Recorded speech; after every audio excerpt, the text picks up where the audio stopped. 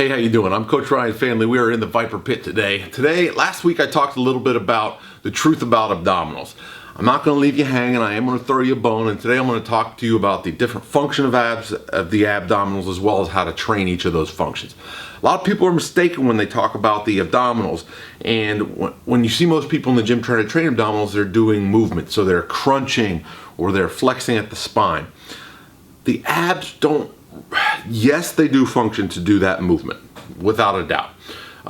However, in real life, what the abs are designed to do is to resist movement, not create it. Okay, so for example, if you were to punch me on this shoulder, my abs would fire to prevent this rotation. Preventing movement at the spine protects the spine. The lumbar spine, or the lower back, does not like to move. It's a joint area that you want to be stable, not mobile. So properly executed ab movements are going to actually enhance the stability. So it's going to be anti-rotation movements, or movements that prevent rotation, anti-extension movements, or movement that prevent extension. So basically learning to brace and keep a neutral, non-moving core while loads are moving around you is the best way to train abdominals. There is some room for flexion and flexion, extension, lateral movement, but that should comprise a very, very small portion of your abdominal training. So with that said, let's dig in. I'm going to show you a few exercises that are good for the true functions of the abs. So the first movement I've got here for you today is called the cable Palloff press. It is an anti-rotation movement that's designed to teach you to brace to resist rotation. Pretty simple. You're going to take a pulley, you're going to set it at chest height. You're going to grab it with two hands, take the slack out, step out. You want nice even feet, slightly knees bent stance. And pulley right at chest height, and you're simply going to brace your core and punch the cable straight out from your chest. Now the cable's trying to pull me this way, so my abs have to brace to prevent this rotation. You want to keep your torso nice and still. So what I like to do is punch out for 6 seconds. 1, 2, 3, 4, 5, 6. Bring it back in, reset. 1, 2, 3, 4, 5, 6. Bring it back in and reset.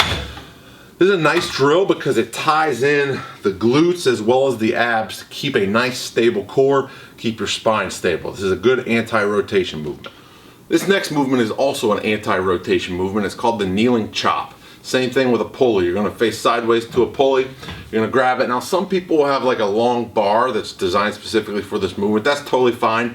You can also just grab the pulley itself. You're going to keep this arm straight, and you're going to punch it across the body while trying to keep your torso nice and tight. So punch and bring it across. Punch, bring it across. Again, the pulley is trying to pull me up in this way.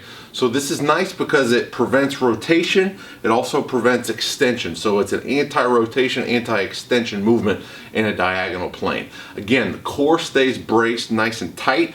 It's movement of the arms and the load around the stable spine that you're trying to achieve. The next movement I got for you is an anti-extension movement. So you're trying to prevent extension of the spine. You want to keep the low back, again, nice and neutral and braced. It's called fallouts. These can be done with a TRX, with gymnastics rings. Really doesn't matter in that regard.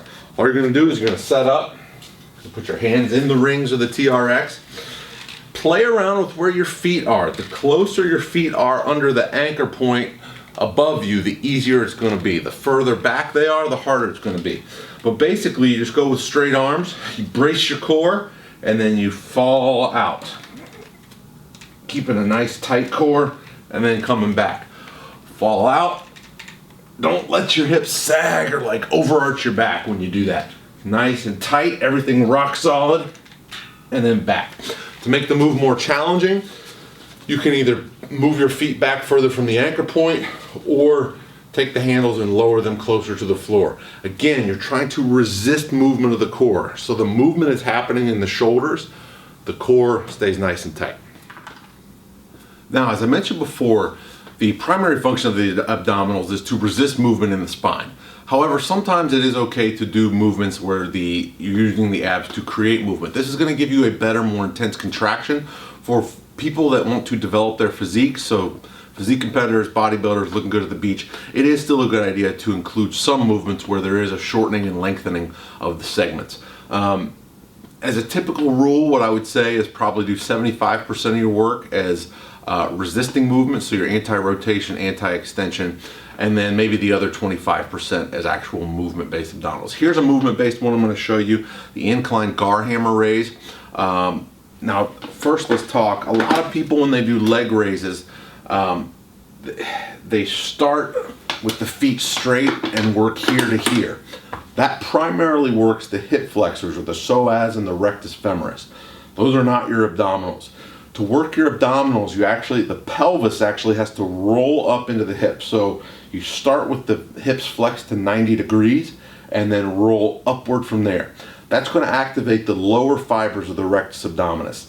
Yes, the rectus abdominis is one muscle, but you can target the upper versus the lower fibers depending on how you do the exercise. So incline gar hammer, pretty simple. Sit on an incline bench. Starting position is here at 90 degrees, toes pointed in. Drive your low back into the pad, curl up, back down, starting and stopping at 90.